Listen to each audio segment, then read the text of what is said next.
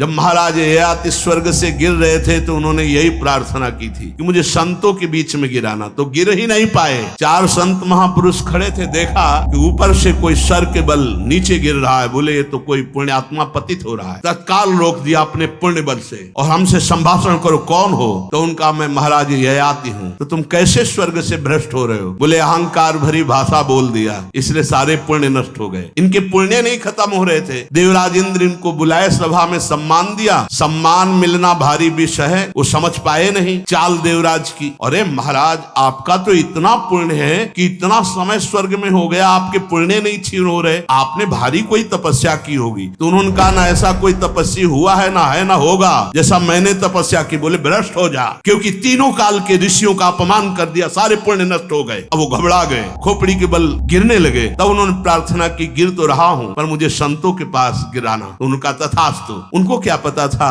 कि संतों के पास गिरने का मतलब क्या होता है। वो गिरने ही नहीं दिया, वही रोक दिया। महाभारत की कथा है। महाराज शिवी परम दानी, ऐसे 4 महापुरुष खड़े थे। उन्होंने देखा है कोई तेजो में उल्टा सर किए हुए आ रहा है, कौन है ये? रोक दिया, तिष्ठ, वही रुक जा, कौन है आप? तो उनका माया मैं महाराज ययाति हूँ, ऐसा ऐसा शब्द निकल गया, इसलिए बहुत होश में। वाणी मात्र से सारे पुण्य नष्ट हो गए। कहा कि अब तुम नीचे नहीं गिर सकते क्योंकि हमारी दृष्टि में आ गए, जाओ मैं सारे सुकृत आपको देता हूँ। तत्काल विमान आ गया। दूसरे ने भी कहा, तीसरे ने, चौथे, जहां थे उससे ऊपर भी ब्रह्मलोक तक जाने की उनकी सामर्थ्य हो गई। विमान से ऊपर, नीचे नहीं गिरने दिया। तो अगर बाल की तरह हमारा चित्त भ्रष्ट हो रहा है और कहीं संत मिल जाए, महाभागवत मिल जाए, वही रोक लेते, ए चलो ऊपर उठो, नहीं चूक हो गई, कोई बात नहीं, ऊपर उठो। इसीलिए मोरे मन प्रभु अस विश्वासा, राम ते अधिक राम कर दासा।